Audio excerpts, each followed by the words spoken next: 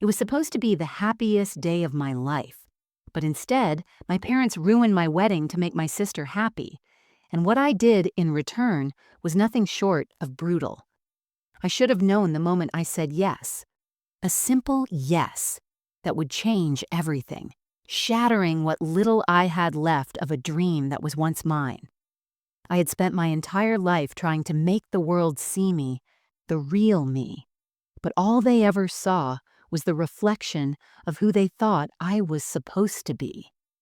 It all started when my parents began planning my wedding.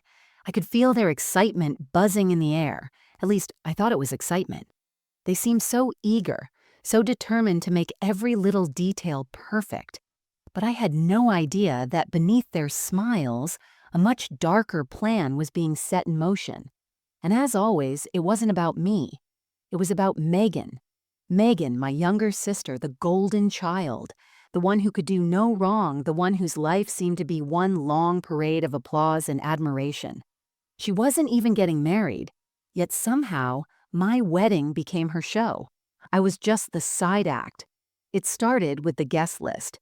My mom and dad insisted on inviting everyone. People I barely knew, people they hadn't spoken to in years. When I asked why, they said, "You never know who might be important for your future." I didn't have the heart to tell them that I wasn't interested in making connections. I just wanted my wedding to be about love, about the man I was marrying, about me. But somehow, every decision was made with Megan in mind. Her friends, her favorite dress colors, her favorite music. My vision was slipping through my fingers, replaced by theirs. But that wasn't the worst part. No, the worst part came when I walked into the living room that night, the night I would finally confront them. I had been holding it in for weeks, the weight of it suffocating me with every breath I took. I had tried to ignore it, to push my feelings aside, but the more they pushed Megan into the spotlight, the more I realized this was never my day to begin with. I stood there, in front of my parents, unable to hold it back any longer. "Why?" I asked, my voice trembling. "Why are you doing this? It's my wedding, not Megan's." Mom barely glanced up from the wedding planner in her hands. "It's just what's best for you, honey," she said, as though it was the most obvious thing in the world, but it wasn't. And that's when it hit me. They weren't doing this for me. They were doing it for Megan, as they always had. I took a deep breath and tried to steady myself. I want my wedding to be my own, not some spectacle for Megan's sake. Can you see that? Can you see how unfair this is? My dad set down his paper, looking at me with that same dismissive look he always gave when he thought I was being too emotional. "Don't be dramatic. This is how things are done. Don't you want your sister to feel special too? She's been through so much." So much? What about me? What about my feelings? That was when I realized I was invisible. To them, I was the dutiful daughter, the one who didn't need the attention because I was strong enough to handle everything on my own. But I wasn't strong. I was shattered, and no one could see it. Megan, always the shining star, the one who had their attention, their admiration, their love. And I was just the one who kept it all together for everyone else. Always giving, always sacrificing. But now I was supposed to give up my one moment of joy, the moment that should have been about me, the moment I had spent my entire life dreaming about. I wasn't going to let this happen. But what could I do? They'd already made up their minds. The damage was done. Yet there was still something burning inside of me, a fire that refused to be extinguished. Maybe it was anger. Maybe it was betrayal. But whatever it was, it pushed me to a decision. I would make them see me. I would make them regret ever thinking they could take this away from me. And so, in that quiet, suffocating room, I began to plot my revenge. The moment they had taken from me would be returned tenfold. They would feel what it was like to be invisible. They would know exactly what it felt like to watch someone else steal what was supposed to be yours. But I had no idea how far I was willing to go to make them understand. The days after that conversation felt like an endless blur of noise. My mind kept replaying the same words, the same dismissal. It's what's best for you. I couldn't shake the sting. They didn't care about me, not really. I was just the one who had always been easy to overlook, easy to push aside, and I had allowed it for far too long. I could feel the weight of my own anger swirling inside me, and I knew I had to do something with it, something that would finally make them take notice. But how? That night, as I lay in bed staring at the ceiling, the idea hit me like a bolt of lightning. What if the wedding wasn't just about me getting the attention I deserved? What if it was the perfect stage for something bigger, something they couldn't ignore? It wasn't enough to just make them feel bad. I needed to change everything. I needed them to see how it felt to have something that should have been yours, taken away, twisted, ruined. I started with the guest list. It was the perfect place to begin. I had already overheard my parents' conversations, talking about which family members they were inviting, which old friends they'd reached out to. But there were people on that list, people I couldn't stand, people who had made my life harder growing up, people who treated me like I was invisible, people who had no business being there. And so I started deleting names from the list. Not just anyone. I chose people who were important, people who had connections, people who could make an impact. Those were the ones I'd remove first. I made a mental note to replace them with names I knew would shake things up. The people who had always seen me, the ones who had stood by me through everything, even when my family hadn't. I knew they'd support me, they'd understand my pain, but it didn't stop there. I needed to upend everything, make this wedding mine, and make it a statement. If they thought Megan's presence was going to be the highlight, they had another thing coming. The dress was next. I had seen the one Megan was eyeing.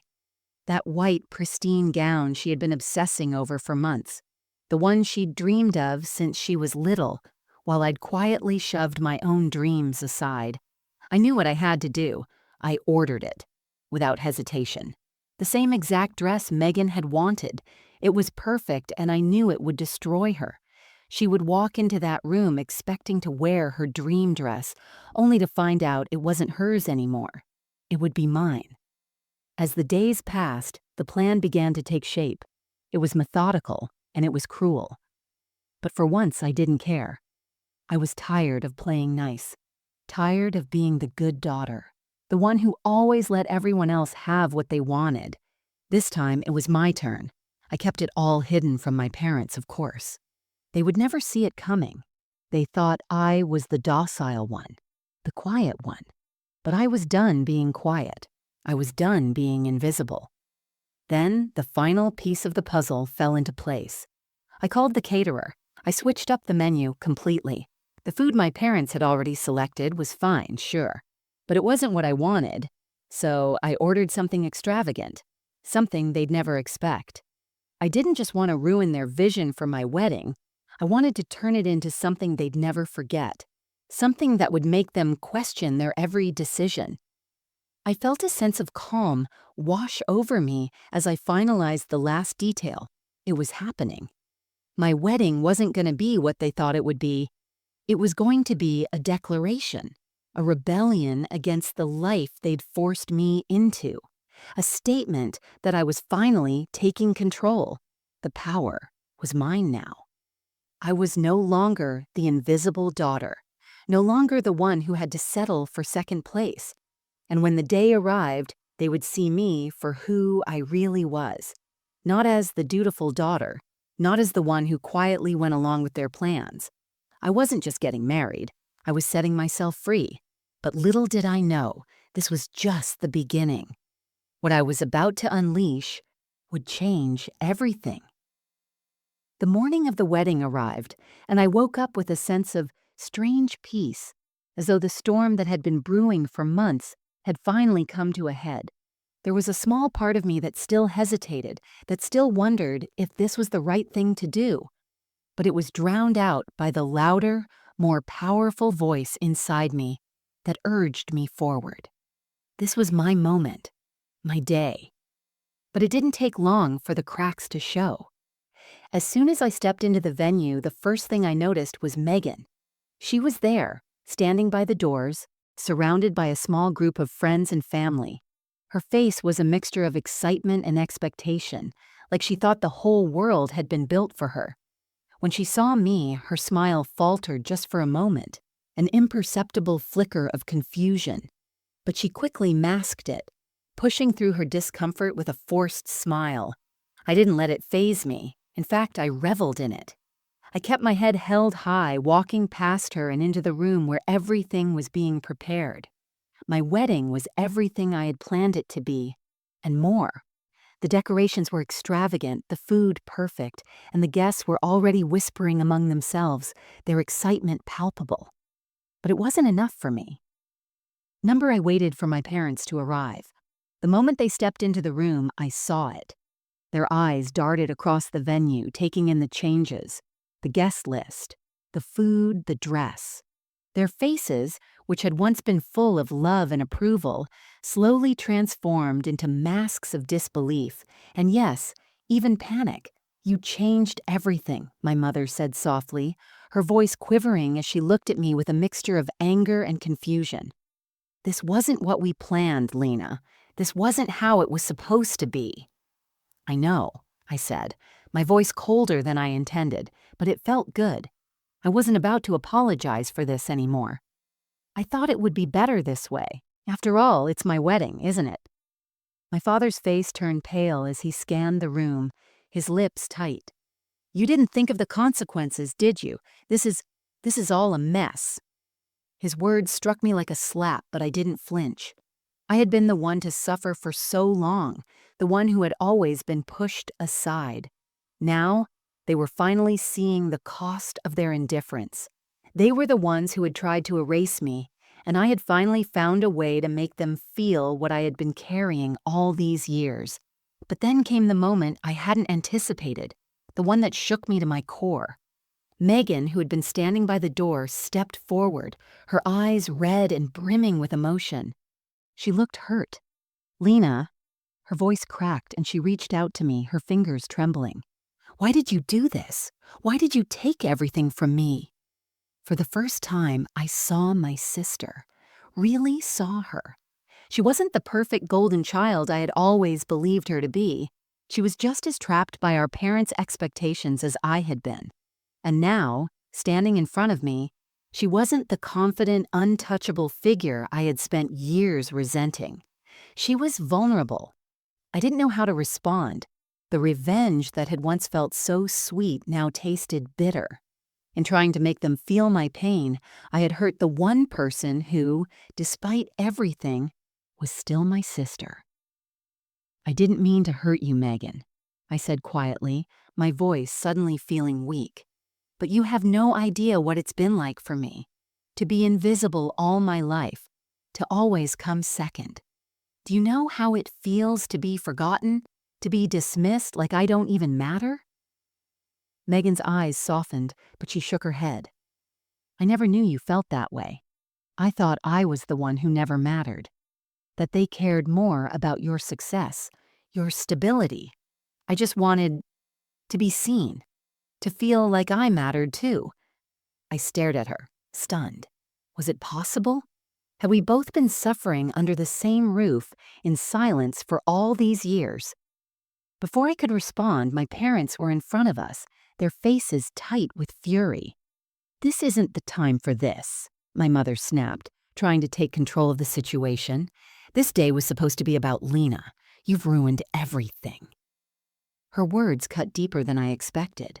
I had planned this. I had taken control of what I could. This was my day, but the guilt gnawed at me. I had expected them to feel the consequences of their choices, but now it was clear that no one would come out unscathed. As the ceremony began, I felt the weight of my actions pressing down on me. The eyes that had once looked at me with disdain now saw something different, something vulnerable. I had tried to make them see me, but in the process, I had hurt everyone I cared about, including myself. The vows were exchanged. The promises were made. But I couldn't shake the feeling that this was only the beginning. The revenge I had longed for had come at a greater cost than I could have imagined. The pain, the guilt, the consequences. They were all unfolding in front of me, and I didn't know if there was a way back. But there was no turning back now. This was the path I had chosen. And the question lingered in my mind, was it worth it? The reception was a blur. The music played, the laughter echoed, and the clinking of glasses filled the air. But beneath it all, there was a quiet storm brewing.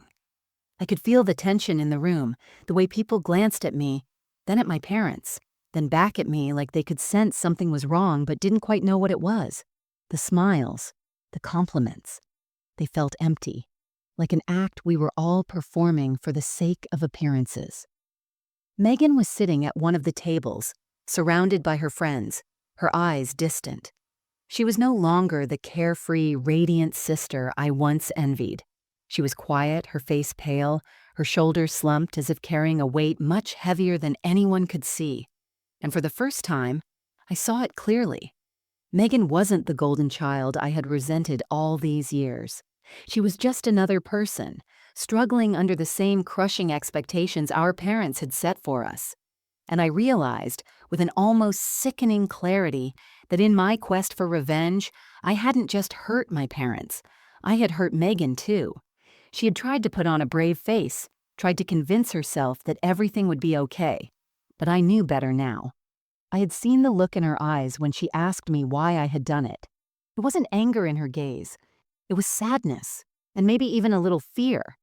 She was scared of what had happened to us, to our family, to our future. For a moment, I almost regretted what I had done. I thought about going to her, apologizing, explaining that I didn't mean for it to be this way, but I stopped myself. What would that even mean? Apologizing for taking back what was mine? Apologizing for forcing them to finally see me? I had made my choices, and now I had to live with them. But living with them wasn't as easy as I thought. By the time the night wore on, I could see my parents were unraveling. They were on the verge of panic, whispering urgently with each other, their voices harsh, their hands shaking slightly. I caught a few words. How did this happen? We need to fix this. We can't let this go on. They were losing control, and it felt like they were trying to pull me back into their world, into their vision, but I wasn't having it anymore. In that moment, it hit me. I wasn't just trying to get back at them, I was trying to rewrite my entire story. A story where I wasn't invisible, where I wasn't the one who kept it all together while they picked favorites and made decisions that never considered my happiness. I had finally found my voice, and it was louder than ever. But my voice was about to be drowned out. Just as I began to feel a sense of satisfaction, a sense of power over the situation, something unexpected happened. My mother approached me, her eyes filled with a quiet, cold anger. She had been holding herself together, but now there was no hiding the bitterness in her expression. "Do you understand what you've done?" she whispered sharply, her words sharp like daggers. "This wedding was supposed to be about you, your happiness, but instead you've made a spectacle of it. You've ruined everything." I felt the walls close in as she spoke. This wasn't how I wanted it to go. I wanted them to realize how badly they had treated me. I wanted them to beg for forgiveness, to see the mistake they had made. But instead, I was the one who had hurt everyone, who had torn apart the one thing that should have been a joyful celebration. "Mom, this was my moment," I said, my voice trembling. For once, I was the one who got to decide. I was the one who got to have what I wanted. It's not about ruining anything, it's about finally being seen.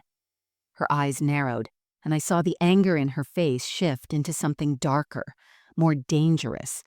"You think this is about you? This wedding isn't about you. It was about family. It was about us. Not just you and your selfish little demands." Her words stung, but I held my ground. This wasn't the time to back down, not after everything I had done to get here. But then the anger in her voice suddenly softened into something else, something more cutting. "You've become just like your father," she said, her eyes piercing into me, cold, bitter, unforgiving. "You think this is justice? You think this is what your father and I deserve?" I froze. Her words hit harder than anything else had. She wasn't just angry at me, she was afraid. Afraid of losing her grip on me. Afraid that, in my anger, I had broken something more precious than our family's facade. I had broken our bond, and in doing so, I had ripped apart the very thing that held us together. I couldn't breathe. For a moment, I was paralyzed with guilt, the weight of what I had done sinking in. Was it worth it? All the changes, the schemes, the hurt. Was it worth it just to feel like I mattered? Before I could respond, Megan appeared, her eyes red, her voice shaking with emotion. "Mom, Dad, why are you fighting?" she asked softly, but the confusion and pain in her voice were palpable. "Why are we doing this? I just wanted things to be okay." Her words hit me like a tidal wave. Megan had been standing on the edge of the storm, but now I saw her clearly. She wasn't my rival. She wasn't the one who had caused this. We had both been caught in the same trap, both victims of our parents' twisted sense of love. I had wanted revenge, but now I realized this wasn't just about them. It was about us. The family I had spent years trying to escape, only to realize that I couldn't, but it was too late to go back now. The next few hours were a blur. People began to leave, their faces tight with tension, and I could feel the weight of it all pressing down on me. The wedding I had once dreamed of, the one that was supposed to be my victory, had become something I couldn't recognize. It was no longer mine. I looked around the room at the faces of the people who had been a part of this day, and I realized that it wasn't just my family who had suffered. It was everyone who had been caught in the web I had woven.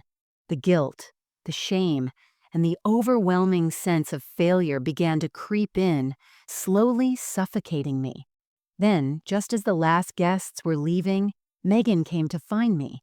Her face was drawn, her eyes dark from lack of sleep, but there was something in her gaze, a softness that hadn't been there before. "Lena," she said quietly, standing in front of me, "I think we need to talk." I didn't know what to say. I had hurt her. I had used her as a pawn in my game of revenge, and now I had nothing to show for it. She waited for me to speak, and finally I looked at her, my voice barely a whisper. "I didn't mean to hurt you, Megan. I know," she interrupted softly, her hand reaching for mine. "I don't know what happened to us, but we're still sisters, and I'm sorry, too, for everything." For a moment, I just stared at her, stunned. Could it be? Could she really forgive me? Could we put all of this behind us? But before I could speak, my father stepped in, his expression colder than I had ever seen it. "Enough. This is done." And with those 3 words, I realized that everything I had done had been futile. The weight of the past, of all the hurt, had finally caught up to us. And no matter what we said now, the damage had been done. The walls had been built, and nothing could tear them down. As I looked at Megan, at my parents, I knew that nothing would ever be the same again. And in the silence that followed, I understood the one painful truth I had avoided all along. Revenge doesn't heal. It only tears you apart. Days passed, but the weight of the wedding lingered in the air, thick and suffocating. The celebrations were over, but the fallout had only just begun. My phone was filled with messages, some from friends who had attended, offering their condolences for the tension that had marred what should have been a joyous day. Others were from my family, their words sharp, accusing, filled with disappointment. I didn't respond. I couldn't. It felt like everything I had tried to accomplish had been swallowed whole by the consequences of my actions. I had wanted justice, but all I had done was create a rift, a divide between me and the people I once loved, a wound that no amount of apology could heal. I barely spoke to Megan in the days that followed. She kept her distance, and I respected it. After everything, she had every right to be angry, to stay away from me. But there was something else, too. A quiet understanding that had settled between us. like a veil we could both see but never fully pull back. We were both trapped in the same cycle, caught in the crossfire of our parents' expectations. And now, no matter how hard we tried, the connection we once had felt frayed, brittle, irreparable. I thought about reaching out to her, but every time I did, the words caught in my throat. What could I say to her now? Sorry. That word felt so small, so insignificant for what we had both lost. It was my father who reached out first, a week later. His message was simple, but it carried the weight of everything we hadn't said. "We need to talk," it said. I stared at the screen for a long time before I replied. Part of me wanted to ignore it, to pretend everything was fine, to keep living in the world I had created for myself. But deep down, I knew I couldn't run from it any longer. The cracks in our family were too deep now, too wide to ignore. We had to face the truth, whatever it was. I agreed to meet him. The meeting was cold, awkward, the silence between us thick and uncomfortable. We sat across from each other in the small, sterile room of a cafe, our coffees untouched, our eyes not quite meeting. Finally, my father spoke. His voice was tight, hesitant, but there was something more in it, regret. "Lena, what you did, it wasn't right. You hurt us. You hurt your sister. But more than that, you hurt yourself." I swallowed hard, trying to hold back the lump in my throat. I know. I just wanted to make them see me. I wanted to be seen, just once. "And I get that," he said, his voice softening for a brief moment. "But you don't get to burn everything down just to be seen. There are consequences, and now we're all paying for it." I nodded, the weight of his words sinking deep into my chest. He was right. I had burned everything to the ground, and now there was no going back. "We're not perfect," my father continued, "but you were never invisible to us. You just—" He paused, struggling to find the right words. "You never gave us a chance to see you. You were always trying to be the perfect daughter, the one who didn't need anything, who was fine on her own.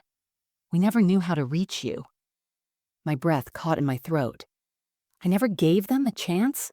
All those years of being overlooked, of being pushed aside, of watching my sister get everything I could never have? And I was the one who hadn't given them a chance? But somewhere deep down, I knew it was true. I had kept my distance, had built walls around myself, had closed off my emotions because it was easier than trying to fight for something that seemed so impossible. I had convinced myself that no one would ever care enough to listen, and so I stopped speaking. For the first time, I allowed myself to really hear him, to hear them. And it hit me harder than I expected. My family wasn't perfect, far from it, but they weren't the enemy I had painted them to be. I had built up this image of them, this idea of who they were, and I had let it fester until it became all-consuming. "Maybe I should have spoken up sooner," I whispered, more to myself than to him. "But now it's too late." "No, it's not too late," my father said, his voice steadier now, his eyes finally meeting mine. "We can fix this, Lena, but it won't be easy. It's going to take time." I wanted to believe him. I wanted to believe that we could somehow put the pieces back together, but the truth was, I wasn't sure we could. The damage had been done. The trust had been broken. But maybe, just maybe, there was a chance, if we were willing to face the wreckage we had caused together. A week later, I found myself sitting in my living room, staring at the wedding album on the coffee table. The photographs of that day, those fleeting moments that had felt like everything at the time, now seemed so distant, so meaningless. The smiles, the laughter, the perfect facade we had all put on. It was all gone. In its place, there was only the realization of what I had done, of what I had sacrificed. But it wasn't just about me anymore. It never had been. I had spent so much time trying to make everyone else see me, but in the end, I had lost sight of what truly mattered. I had let my family slip through my fingers without ever really understanding them, without ever giving them the chance to truly understand me. And as I sat there, holding the album in my hands, I felt a deep, raw longing to fix things, to go back to the way things were, to rebuild the relationships that had been torn apart. But the truth was, I didn't know how. Megan still hadn't spoken to me much. I could feel the distance between us, the rift that was widening with each passing day. My parents, though they had extended an olive branch, were still distant, still caught in the web of expectations and regrets. But I couldn't change the past. I couldn't undo the hurt. All I could do was try to heal the wounds I had created, one step at a time. I didn't expect it to be easy. I didn't expect it to be quick. But I had to try.